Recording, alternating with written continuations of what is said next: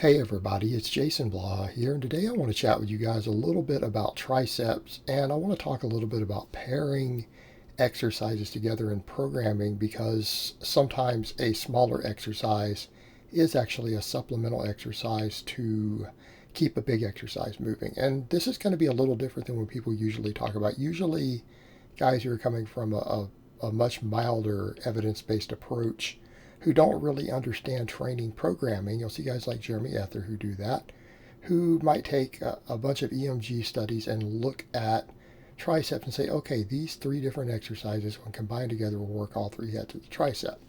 Well, that's not necessarily a good idea or useful from a programming perspective, because we know that smaller single joint exercises just have less potential for overall growth and realistically should be reserved for weak point training, and your big movements are what put size on you. So we're going to actually address the three heads of the tricep from a programming perspective and an exercise efficiency perspective. And this is something I'm doing currently in my own training, which you guys will see from my own clips up here, because my triceps are lagging. I need to seriously thicken my triceps up. And I also need more chest in general just to bring my bench press up. So for me, these are two of the exercises that I am using as mainstays in my programming, and I'm using them paired together because I go ahead and I do the laying tricep extensions after the dips. Now, a lot of people say, well, why dips? Well, even though I use things like closed grip presses and all of that to be a little more powerlifter specific, when it comes to sheer size on something like the tricep and even just sheer size on the chest, if you can do dips, dips are very, very difficult to beat because we know they're a superior chest exercise to a lot of barbell movements, right? Dips are quite possibly the king of pecs. Quite possibly the king of pecs. Now, you guys will notice a lot of times my first couple of reps, I don't get as deep when I'm doing these. And you know what? It doesn't matter. Sometimes we have to get into a groove on something like this, and as long as we're getting deep near the end as we're reaching fatigue, it's fine, because I'm not doing dips for maxes, I'm doing dips for sets of 10s there. And that's an important consideration. I'm treating this purely as a volume exercise.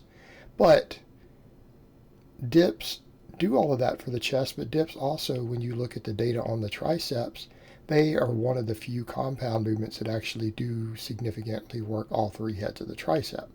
Now, that being said, it is slightly more lateral and medial head dominant. It does work the long head, but not to a very large degree. It doesn't use it massively. It's not going to maximally recruit the long head, but it should be noted that it does incorporate the long head, and that's the one up near the top, the part, the head near the shoulder, the biggest head. It incorporates it more than most compound movements. And usually people are adding, if they're intelligent, they're adding smaller exercises because the long head doesn't get hit enough. And we come over and we look at the extension. And the extension, the way I do them, and this is the way, again, most really experienced coaches and trainers do them, you don't bring it down to your head, you don't bring it down to your face. What am I doing? I'm going all the way behind the head. Why? Notice that extension of the shoulder. This turns it into a multi-joint exercise. This really isn't a single joint exercise. But in doing that, we alleviate stress off the elbow. Therefore, we don't get the tendinitis that we oftentimes see. And in fact, I'll tell you right now, any coach or trainer or bodybuilder, anyone else who tells you something like, oh, lock your elbows into your side and don't move them and just work the elbow, right? You don't want any travel of the shoulder when you're doing triceps. That person is going to give you tendinitis, okay? That person is going to give you tendinitis in your elbow joints, and it's going to affect your ability to bench press and do everything else. That person is generally incompetent.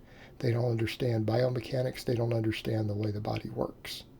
Okay, they've been reading too many bodybuilding magazines, and bodybuilders are notorious for having aches and pains they shouldn't have, even from light exercises.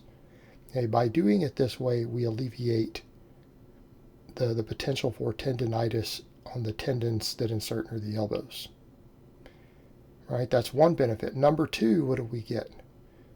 Because we bring it all the way back and we have that extension of the shoulder, we can deeply activate the long head of the tricep. All right, we can make that a very serious part of the training, and we get a stretch reflex in that. All right, so we're dealing with two exercises that have a long range of motion. They both have a stretch reflex. This one obviously has a stretch reflex in the triceps, and the dip has a stretch reflex in the pecs. There's a stretch reflex in the pecs. But the point here is that this now brings the long head into a much, much larger degree. So between these two exercises, we are getting very, very heavy recruitment of all three heads of the tricep, just with two exercises. Because the dip is lateral and medial head dominant, but still works the long head to a very large degree. This variation is long head dominant, but still works the lateral and medial head to a very large degree. So they're slightly biased in each direction while still being complete tricep exercises.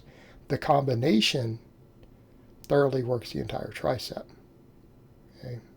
But because of this one, because we get a stretch reflex and then we have to power it up, we have the potential to recruit a large number of muscle fibers, and it tends to create a very explosive effect. This one, because again, the more explosive nature of it, because you get a stretch reflex and then you bring it up fast, it's going to carry over very well to big, heavy movements that you need to get stronger at. So oftentimes what might happen when we're working on a dip, a lot of times people are doing dips for their chest, they're doing dips for other things, but if your triceps start to become a weak link, what happens?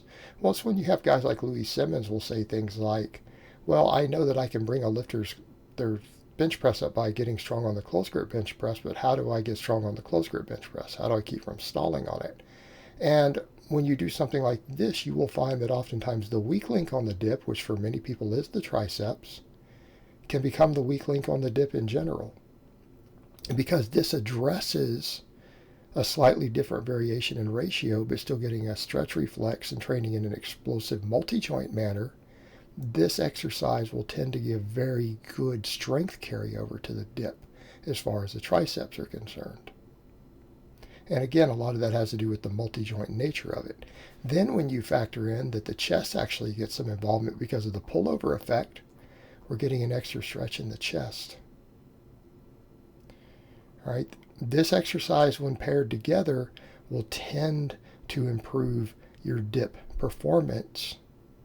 It'll tend to improve your performance on dip so that you can keep getting stronger in general on the dip and build overall upper body size.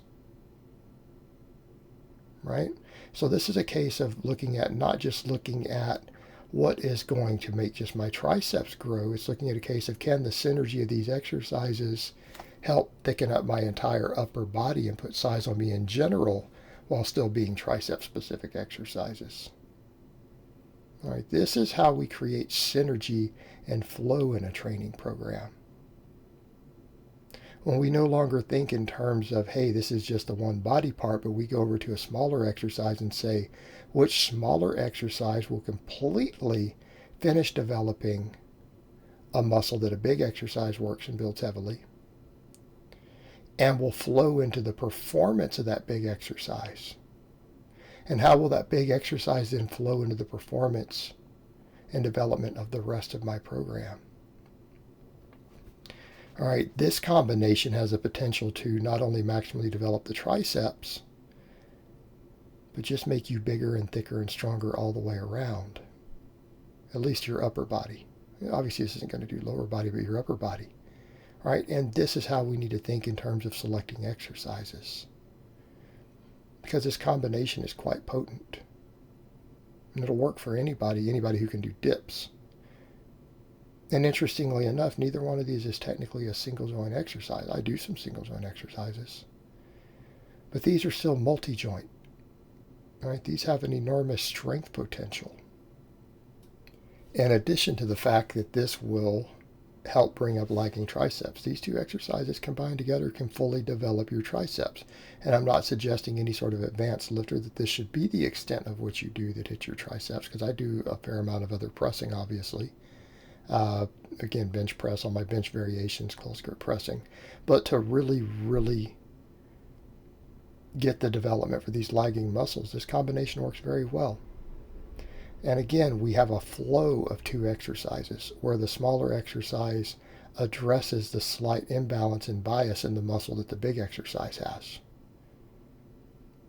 And this is what we're trying to do. Can we bring another element to the table with a small movement that will maximally develop a muscle that's getting good development from the big exercise and keep progression flowing on the big exercise.